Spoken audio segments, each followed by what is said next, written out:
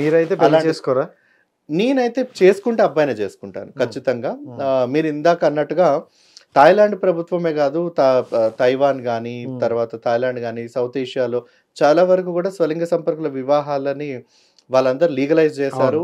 అవును. ఇప్పుడు దాదాపు 180 జంటల దాకా కూడా వివాహ కార్యక్రమం జరుగుతూ ఉంది. ఉమ్, ఉమ్, దానికి ఆ థాయిలాండ్ దేశ ప్రధానే గెస్ట్గా కూడా వెళ్తూ ఉన్నారు. ఓకే. సో ఎప్పుడైతే మనకు సుప్రీంకోర్టులో సేమ్ సెక్స్ మ్యారేజెస్ పిటిషన్ ఏదైతే గత సంవత్సరంలో వెళ్ళిందో అక్కడ ఉమ్, డాక్టర్ డివై చంద్రచూడ్ గారి ఆ, ఆధ్వర్యంలో ఉన్నటువంటి పెద్ద ధర్మాసనం వచ్చింది ఏంటి అని అంటే, స్వలింగ సంపర్క వివాహాలు అనేది మన భారతీయ సంస్కృతి సాంప్రదాయంలో ఇప్పుడు ఉన్నటువంటి చట్టాలు మ్యారేజ్ యాక్ట్స్ ప్రకారం వీటిని కన్సిడర్ చేయడం చాలా కష్టము. ఉమ్, ఎందుకనంటే భారతీయ సమాజంలో అతిపెద్దది కుటుంబ వ్యవస్థ. ఉమ్, ఆ కుటుంబ వ్యవస్థ ఎలా ఉంటుంది? అమ్మ, నాన్న, పిల్లలు, ఉమ్, భార్య, భర్త, పిల్లలు, ఉమ్, నానమ్మ, అమ్మమ్మ, ఇదంతా ఒక కుటుంబ వ్యవస్థ. ఉమ్, ఈ కుటుంబ వ్యవస్థతోటే ప్రతి ఒక్క మనిషి బంధాలన్నీ లింక్ అయి ఉన్నాయి. అవును. ఇప్పుడు ఇద్దరు మగవాళ్ళు గనక పెళ్లి చేసుకున్నట్లయితే అందులో భార్య ఎవరు, భర్త ఎవరు, విడిపోవాలనుకుంటే భర్త భార్య నుంచి భరణం తీసుకున్నట్టుగా, లేదా భార్య భర్త నుంచి భరణం తీసుకున్నట్టుగా ఇక్కడ వీళ్ళిద్దరిలో ఎవరు తీసుకోవాలి, ఉమ్, ఎవరి నుంచి తీసుకోవాలి, ఇవన్నీ లీగల్ కాంప్లికేషన్స్ చాలా వరకు ఉన్నాయి. ఉమ్, అమ్మ అని ఎవరిని పిలుస్తారు, నాన్న అని ఎవరిని పిలుస్తారు, ఉమ్, ఇద్దరు అమ్మాయిలైనా ఇద్దరు అబ్బాయిలైనా, ఇలా చాలా వరకు ఫ్యామిలీ సిస్టమ్కి సంబంధించిన ఉన్నాయి. అవన్నీ కూడా భారతీయ సాలిసిటర్ జనరల్ క్వశ్చన్ చేశారు. ఉమ్, సో ఈ విషయాన్ని పార్లమెంట్కి వదిలేసేయండి, మేము సుదీర్ఘంగా చర్చించి ఏది వీళ్ళకి ముఖ్యమో మేము అది చేస్తాము. అప్పటి వరకు ఇద్దరు ఆడవాళ్ళు, ఇద్దరు మగవాళ్ళు, ఎల్జిబిటి వ్యక్తులు, స్వలింగ సంపర్కులు వాళ్ళ లైఫ్ పార్ట్నర్ తోటి వాళ్ళు కలిసి ఉండి వాళ్ళు నచ్చినట్టుగా వాళ్ళు సెలబ్రేషన్ చేసుకుంటే మాకు ఎటువంటి అభ్యంతరం లేదు. ఉమ్, వాళ్ళు పెళ్ళిళ్ళు చేసుకుంటారా, రిసెప్షన్ చేసుకుంటారా, ఎలా లైఫ్ని లీడ్ చేస్తారు, కలిసి ఒకే ఇంట్లో ఉంటారా, ఎలాగైనా హ్యాపీగా. ఈవెన్ గవర్నమెంట్ ఆఫ్ ఇండియా ఇద్దరు ఆడవాళ్ళకి, ఇద్దరు మగవాళ్ళకి, ఈవెన్ సేమ్ సెక్స్ కపుల్స్కి కూడా ఉమ్, జాయింట్ బ్యాంక్ అకౌంట్ తీసుకోవచ్చు, తర్వాత ఇన్సూరెన్స్లు తీసుకోవచ్చు అనేది కూడా రీసెంట్గా ఫినాన్స్ మినిస్ట్రీ నుంచి వచ్చినటువంటి ఇన్స్ట్రక్షన్స్. ఓకే. మేము ఇప్పుడు వీళ్ళకి పెళ్లి చట్టాన్ని తీసుకురాలేము, కానీ వీళ్ళనైతే మేము గుర్తించి ఉమ్, వాళ్ళకైతే మేము ప్రొటెక్షన్గా అయితే ఉండగలుగుతాము. ఇంకా మేము ఏం చేయగలుగుతాము ఉమ్. అవన్నీ కూడా చూడగలుగుతాం అనేసి గవర్నమెంట్ ఆఫ్ సో ఇండియా ఇప్పుడు పెళ్ళి అయితే ఒక్కటే లేదు, మిగతా సో పెళ్ళి అనేది ఒక్కటే లేదు. సో మిగతా అనేది ఉంది. కానీ చట్టాలు ఎంతవరకు వచ్చాయి అనేది ఇక్కడ సమస్య కాదు. లీగల్గా యాక్సెప్టెన్స్ జరిగినప్పటికీ కూడా సోషల్ యాక్సెప్టెన్స్ అనేది చాలా ముఖ్యం. నిజంగా, ఎందుకంటే ఎందుకంటే మనం అందరం ఇది కూడా సోషల్ బీయింగ్స్ కాబట్టి. మీరు సోషల్ మీడియాకి వచ్చిన తర్వాత అసలు ఆ కామెంట్స్ చూస్తుంటే వేరే లెవెల్ ఉన్నాయి. వేరే లెవెల్. నేను అదే ఎక్స్పెక్ట్ చేయలే నేను. అండ్ నేను కూడా చూసి వీడియో చూసి అవును ఒక గే అని ఎందుకు ఒప్పుకోను అంటే నేను అది ఫేక్ ఏమో, జస్ట్ అలా ఏదో కొంతమంది ఫేమస్ కోసం కూడా కొన్ని పనులు చేస్తారు. కరెక్ట్. సో అలా చేస్తున్నారేమో అనుకున్నా. అవును. బట్ ఇంటర్వ్యూ చూసిన తర్వాత, మీతో మాట్లాడిన తర్వాత, ఓ రియాలిటీ ఇలా ఉందా, అవును ఇలా కూడా ఉన్నారు అనిపించింది అనమాట. అవును. మీకు స్టార్టింగ్ లో ఇందాక చెప్పాను, మా మదర్ ఒక ఇంటర్వ్యూ చూసి పోయిన ఇంటర్వ్యూ కాల్ చేశారు అని. ఆ నెగిటివ్ కామెంట్ చూసి తను అన్నారని చెప్పాను కదా, ఇలా బాధపడ్డారనేసి. నేను ఒకటే చెప్పాను, అమ్మ, స్టిగ్మా, డిస్క్రిమినేషన్, ఇది ఇంగ్లీష్ లో మేము అడ్వకసీ చేసేటప్పుడు, అవేర్నెస్ చేసేటప్పుడు వాడే పదాలు. తెలుగులో వివక్షత, చిన్నచూపు. ఒక వ్యక్తి ఇంత దూరం రావడానికి మార్జినలైజ్డ్ కమ్యూనిటీస్ దగ్గర నుంచి మైనారిటీ కమ్యూనిటీ, ఇందాకే చెప్పా కదా, ప్రపంచ జనాభాలో మేము చాలా తక్కువ. మా 1% ఉన్న జనాభాతోటి 99% అన్న మిగతా పరలింగ సంపర్కులు ఉన్న జనాభాకి ఎందుకంత భయము మా వల్ల, ఎందుకంత బాధ, ఎందుకు మమ్మల్ని అంగీకరించలేనటువంటి అంత ఇబ్బంది వాళ్ళకి ఏంటి? ఏముంది, ఎవరి బెడ్రూమ్లలో వాళ్ళు ఉంటాం, ఎవరి పని వాళ్ళు చేసుకుంటాం, ఎవరి తిండి వాళ్ళు తింటాం, ఎవరి ఇళ్లలో వాళ్ళు ఉంటాం. మా బెడ్రూమ్లో జరిగేటువంటి పనులు మీకెందుకు అంత ఇబ్బంది పడాల్సినంత అవసరం ఏంటి? సో సమాజం దృక్పథం మారాలి. ఇప్పుడు తను కూడా మా మదర్ నన్ను అన్న తర్వాత నేను ఒకటే చెప్పాను, ఏదైతే అక్కడ వాళ్ళు కామెంట్స్ రూపంలో వ్యక్తపరిచేటువంటి ఆ వివక్షత, ఆ చిన్న చూపు ఏదైతే ఉందో దాన్ని పోరాడడానికే కదా మనం ముందుకొచ్చింది. దాని నుంచి తీసేయడానికే కదా ఒక తల్లిగా కూడా నీకు కూడా ఒక బాధ్యత ఉంది, అలాగే సమాజం కూడా అర్థం చేసుకునేది. సో ఇదంతా మన బాధ్యత, ఒక సమాజంలో మార్పు తీసుకురావడానికి ఒక బాధ్యత. సో ఈ బాధ్యతలో మనం ముందుకు వెళ్ళాల్సిందే తప్ప ఇవన్నీ వస్తూనే ఉంటాయి, ప్రతి ఒక్కరికి వస్తూనే ఉంటాయి సమాజంలో. అవన్నీ మనం అధిగమించి వెళ్ళాల్సిందని చెప్పాను. సో చాలా సంతోషంగా ఉంది ఆల్మోస్ట్. ఎందుకనంటే ప్రతి ఇంటర్వ్యూస్ని చాలా మంది చూస్తూ ఉంటారు, వాళ్ళందరూ చాలా సంతోషంగా వ్యక్తపరిచేది ఏంటనంటే మా మనసులో ఏదైతే ఉందో, మా జీవితాలు ఎంత దయనీయంగా ఉందో వాటిని నువ్వు కళ్ళకు కట్టినట్టుగా నువ్వు చెప్తా ఉన్నావు.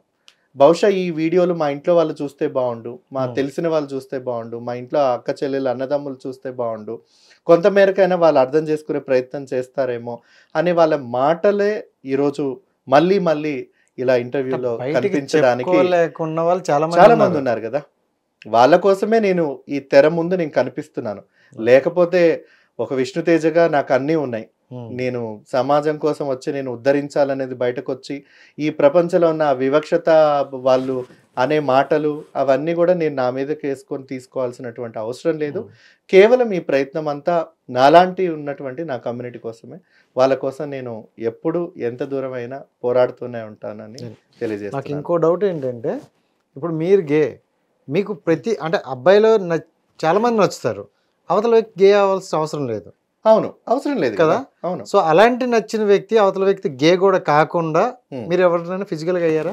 లేదు. ఎందుకనంటే ఒకటే మనం గుర్తుపెట్టుకోవాలి, కన్సల్టింగ్ ఆఫ్ అడల్ట్స్, ఇద్దరు వ్యక్తుల మధ్యలో అంగీకారంతో జరిగే ఇష్టపూర్వకంగా జరిగే వేరు. అదే ఇష్టం లేకుండా, ఇప్పుడు మీరే ఉన్నారు, బహుశా మీరే అందంగా ఉండొచ్చు, రాజేష్ గారు మీరంటే నాకు చాలా అందంగా ఉన్నారు, పదండి వెళ్దాం బెడ్రూమ్కి అని నేను అన్నాను అనుకో, అదే ఇష్టాన్ని మీరు వ్యక్తపరిస్తే మూడో వాడికి ఏంటి బాధ? మన ఇద్దరం ఇష్టంతో బెడ్రూమ్లోకి వెళ్తే మూడో వాడికి ఏంటి బాధ? అదే ఇష్టం లేకుండా మీరు ఉన్నారనుకోండి, నా ప్లేస్లో ఎవరున్నా, ఖచ్చితంగా సమాజంలో రేప్ అనే చట్టం ఉన్నాయి కదా, అలాంటివన్నీ వాడచ్చు. కానీ ఇక్కడున్న దురదృష్టశాతం ఏంటంటే మగవాడి మీద రేప్ జరిగినా లేదా మగవాడి ఇంకొక మగవాడిని రేప్ చేసినా చాలా దురదృష్టకరం ఏంటంటే చట్టం అనేది అయితే లేదు ఇప్పుడు మన దేశంలో. సో బహుశా మీరు అన్నదానికి ఎవరైతే కన్సల్టింగ్గా లేకుండా, అనుమతి లేకుండా ఏ వ్యక్తి మీద లైంగికంగా వాళ్ళని అనుభవించాలనే ప్రయత్నం చేస్తే ఖచ్చితంగా దానికి శిక్ష అయితే ఉండాలి. దాన్ని మాత్రం నేను అంగీకరిస్తున్నాను. ఇంకోటి ఏంటంటే 99% ఒకవైపు, 1% ఒకవైపు ఉన్నారు. సో ఈ 1%లో అంటే మీకు ఫిజికల్గా ఎప్పుడైనా మూవ్ చెయ్యాలనుకున్నా ఈ 99%కి మీరు అన్నట్టు ఇందాక అన్నట్టు ఎవరికి ఏది కావాలన్నా జేబులో డబ్బులు ఉంటే మీరు అన్నట్టు ఇందాక కేపీహెచ్పి కావచ్చు ఇంకోటి కావచ్చు వెళ్తారు అని అంటారు. సో మీకు ఆ టైంలో మీ ఆపోజిట్ పర్సన్ కానీ పార్ట్నర్ కానీ దొరకరు. సో ఏంటి మీరు అప్పుడు ఎలా ఫీల్ అవుతారు, ఏం చేస్తారు?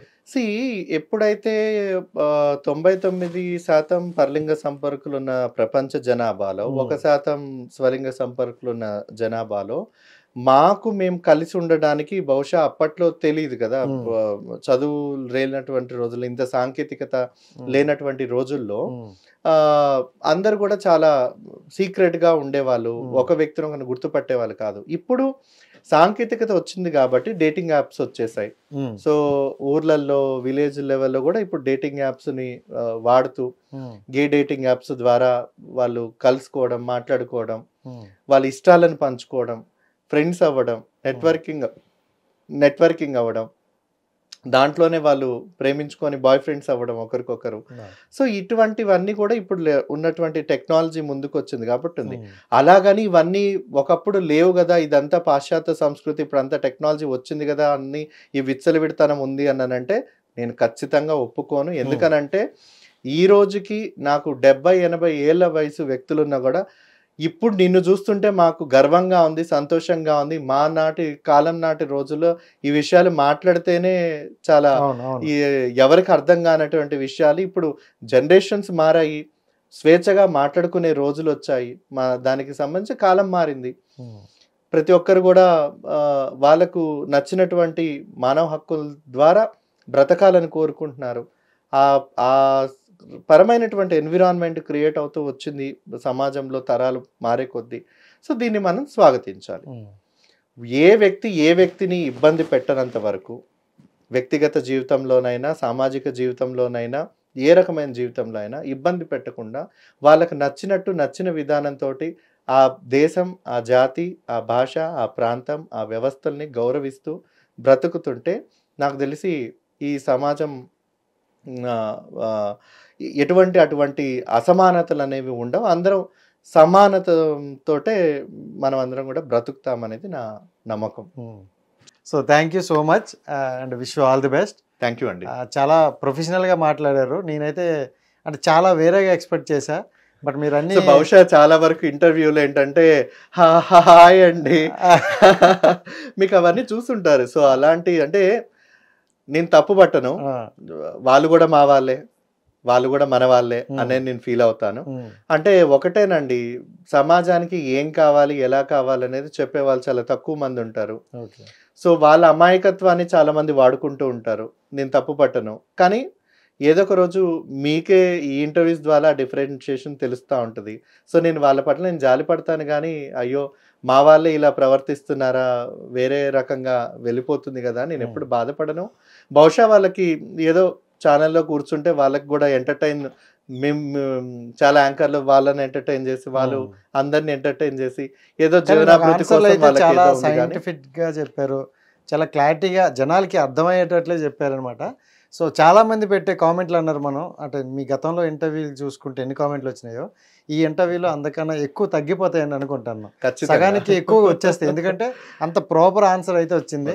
నా దగ్గర ఇంకా చాలా క్వశ్చన్స్ అటు ఇటు ఉండేవి, బట్ మీరు చెప్పే ఆన్సర్లకి నా అలాంటి క్వశ్చన్స్ వద్దులే అనుకుని ప్రాపర్గా వెళ్ళాం. Thank you so much. చాలా సంతోషం అండి. Thank you so much. Thank you. Hit TV app, ఇందులో short news, live news, entertainment shows, movies, digital magazines తో పాటు మీ జిల్లా వార్తలను కూడా ఫ్రీగా చూడొచ్చు. అంతేకాదు కేజీ నుంచి పీజీ వరకు విద్యార్థులకు స్కాలర్షిప్ కూడా అందిస్తున్నాం. ప్రతి వారం 10 మందికి లక్కీ డ్రా ద్వారా ఒక్కొక్కరికి 10,000 రూపాయలు అందిస్తున్నాం. ఇంకెందుకు ఆలస్యం, వెంటనే హిట్ టీవీ యాప్ ని డౌన్లోడ్ చేసుకుని ఫ్రీగా ఎంటర్టైన్మెంట్ పొందండి. Hit TV app. Hit TV app. Please download hit TV app. Hit TV app ని ఫ్రీగా డౌన్లోడ్ చేసుకుని ఎంజాయ్ చేయండి. మీకు నచ్చిన ఎంటర్టైన్మెంట్ కోసం హిట్ టీవీ యాప్ ని ఫ్రీగా డౌన్లోడ్ చేసుకుని ఎంజాయ్ చేయండి. హిట్ టీవీ యాప్ ని డౌన్లోడ్ చేసుకుని ఆస్వాదించండి, ఆశీర్వదించండి. ఇంతమంది సెలబ్రిటీలు హిట్ టీవీ యాప్ ని డౌన్లోడ్ చేసుకోండి అని చెప్తున్నారంటే ఎంత మంచి యాప్ ఆలోచించండి. అమెరికా అమెరికా అమెరికా అమెరికాలో చదవాలనుకునే వాళ్ళకి విశ్వసనీయమైన పేరు మన శౌర్య కన్సల్టెన్సీ. UK లో 1 year masters, UK లో 1 year masters, 2 years work permit up to 5 years visa. Contact Saurya Consultancy. Contact 89851 89851.